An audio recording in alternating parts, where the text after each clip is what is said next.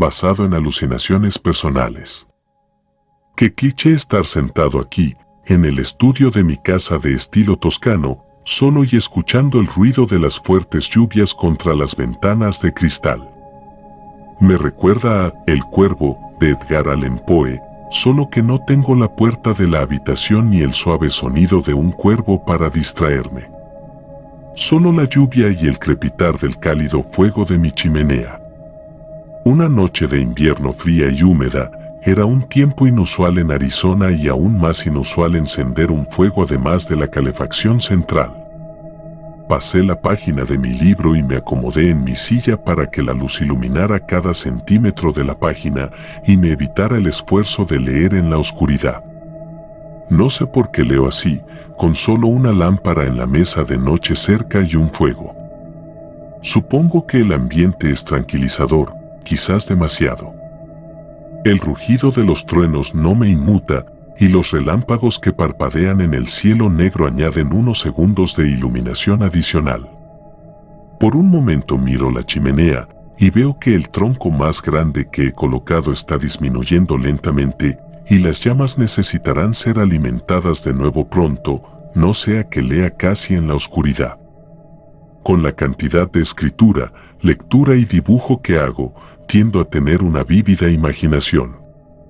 La oscuridad solo hace aflorar lo peor de mis miedos internos. La odio. Me han dicho que vivir solo puede ser una alegría. Puedo hacer lo que quiero sin la interferencia de una persona importante o de un familiar. Sin embargo, vivir solo significa que no tengo a nadie a quien acudir, a no ser que camine hasta la casa del vecino más cercano. Incluso ahora, no les cargaría con mis problemas y me quedaría en mi silla. Se ha pasado la última página y el reloj de la chimenea marca la 1:36 de la madrugada. Parece que será otro maratón nocturno para mí. Dejo el libro sobre la mesita y me siento a mirar las llamas mientras empiezan a apagarse lentamente y suspiro suavemente, sin ganas de poner los pies en el suelo. Nunca sé cuándo aparecerá, pero tengo mis sospechas. Las brasas aún brillan de un color naranja intenso, pero las llamas se han apagado y me armo de valor para moverme. Me levanto de la silla y avanzo lentamente por el suelo, intentando permanecer lo más silencioso posible. Me digo a mí mismo que mantenerme en total silencio evitará que me detecten. ¿Por qué lo hago? Siempre me encuentra. Tomo un tronco de la pequeña pila para reavivar el fuego y observo cómo las llamas vuelven a alcanzar una altura moderada, apropiada para mi hogar, y decido que necesito una taza de té relajante para calmar mis nervios. Tal vez esta noche no llegue. Salgo de mi estudio y avanzo por el largo pasillo hacia mi cocina. A cada paso que doy, siento que su presencia empieza a crecer y, de repente, esa taza de té suena cada vez menos apetecible, pero sigo adelante. Dejo las luces apagadas al entrar en una nueva habitación. No importaba si estaba oscuro o iluminado. Apareció a pesar de todo. Mi única salvación era el sonido, pero no el mío ni el producido por un cuerpo vivo. Porque cualquier sonido que yo mismo hiciera lo atraería o debería atreverme a decir, a ella. Al entrar en mi cocina, abrí el congelador, saqué la jarra de agua y tomé una taza del armario. Tenía la intención de calentar el agua en el microondas porque creaba un ruido de zumbido. El silbido de una olla hirviendo en la estufa solía aterrorizarme a estas horas. Llené la taza un poco por debajo de su capacidad para dejar espacio a la bolsita de té y la introduje. 3 minutos deberían bastar. De manzanilla era la bolsita que había elegido esta noche. El zumbido del microondas me proporcionó 3 minutos de consuelo, pero nunca dura. Me sobresalté cuando mi atención se desvió y el pitido del microondas me devolvió a mi sensación de aislamiento. El agua estaba caliente, más que lista para remojar las hierbas. Una vez que la bolsa se deslizó bajo la superficie del agua, Observé bajo la tenue luz de la nevera abierta cómo el agua se oscurecía hasta alcanzar un color ámbar y, en mi resurgimiento del temor, cerré la puerta. Volví a salir al pasillo, con el té en la mano y utilizando los rayos de la luna para guiarme de vuelta a mi estudio.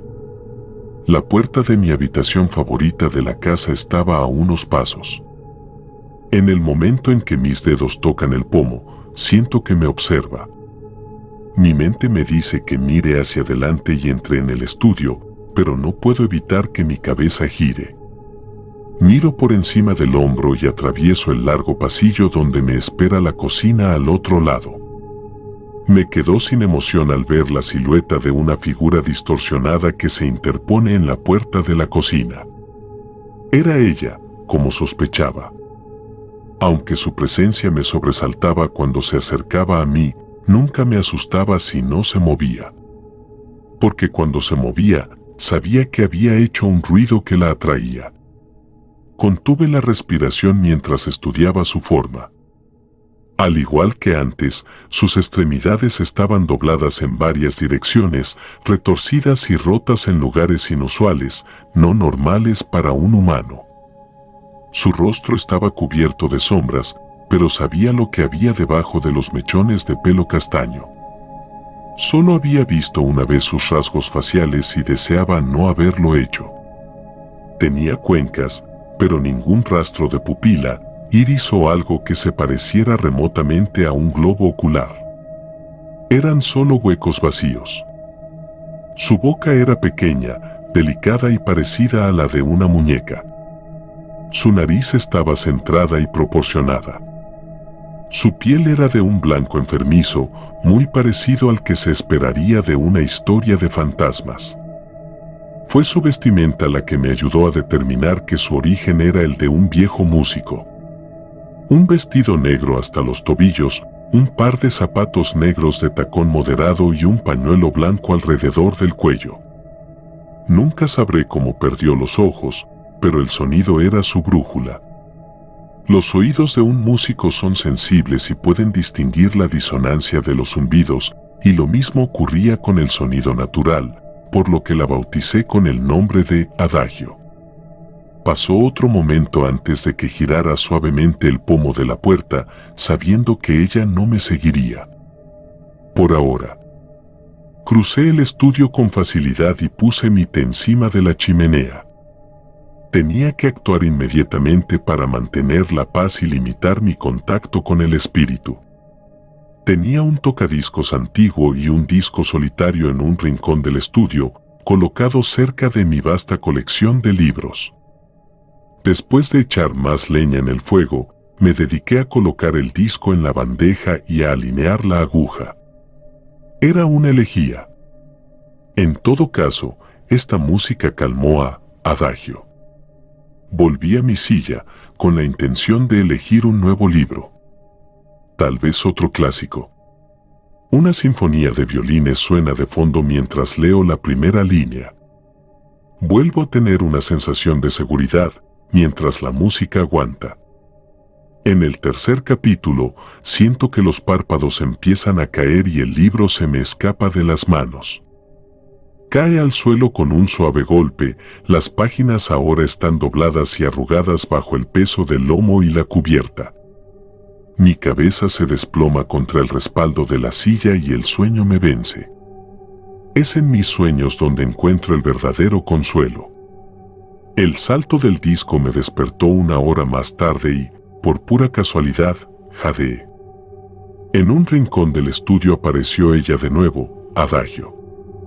Su rostro demacrado ya no estaba relajado, sino que fue reemplazado por una sonrisa grotesca. Nunca había visto esta cara. Le faltaban las cuencas de los ojos y la terrible sonrisa se extendía hasta las sienes. No se pudo evitar, grité de miedo y el espíritu comenzó a moverse. Sus miembros crujieron y se quebraron mientras se deslizaba hacia mí, doblándose y remodelándose como una araña rota. Su paso era lento e intimidante. Los pelos de mi nuca se erizaron y descubrí que mis piernas no se movían. Necesito correr, pero no puedo. Me quedé sentado, congelado y observando cómo el ente se deslizaba hacia mi silla. Aquella horrible sonrisa de dientes torcidos comenzó a abrirse de par en par. El fuego volvía a oscurecerse, haciendo que el espíritu se confundiera parcialmente en las sombras. Rezaba para que la aguja del tocadiscos se restableciera y me rescatara de esta locura. Lo único que podía oír era el continuo salto. Se estaba acercando, sus brazos chirriantes se acercaban a mí. La autopreservación se convirtió en mi prioridad y le grité a mis piernas que se movieran, cosa que finalmente hicieron. Golpeé con los pies el suelo y me levanté de la silla, haciendo una carrera loca hacia el tocadiscos. Para mi horror, el salto del disco se debía a una grieta en el vinilo. La música no se reproducía correctamente si intentaba reiniciarla. Preso del pánico, huí hacia la puerta del estudio. Había otro lugar en mi casa donde podía encontrar seguridad. El ático. Mis pies cayeron pesadamente sobre el suelo de madera mientras corría hacia el hueco de la escalera. Temeroso de esta criatura, mis ojos se inundaron de lágrimas. ¿Qué sería de mí si me atraparan? Subí los escalones, gritando una vez al tropezarme con el penúltimo escalón. También podría haber firmado mi propio certificado de defunción, porque ella me estaba alcanzando rápidamente. Sus miembros crujieron y chirriaron al perseguirme. Podía sentir sus dedos retorcidos alcanzándome, apenas rozando los mechones de mi pelo. Volví a gritar cuando tropecé con una alfombra, pero me puse en pie, escapando de ella por poco. La puerta del ático estaba cerca y solo tenía unos segundos para abrirla. Y lo conseguí. La puerta se abrió y la atravesé, corriendo inmediatamente hacia el tocadiscos de repuesto que estaba entre las pilas de papeles y cajas, con un disco ya presente en la bandeja. Solo tenía que alcanzarlo.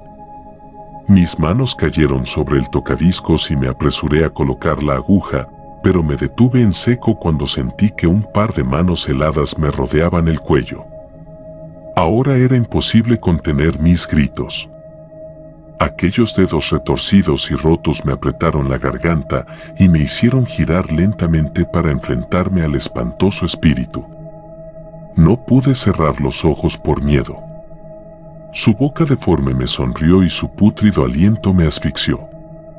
Tenía la boca seca y los miembros entumecidos. Me acercó hasta que pude ver perfectamente cada uno de los dientes torcidos.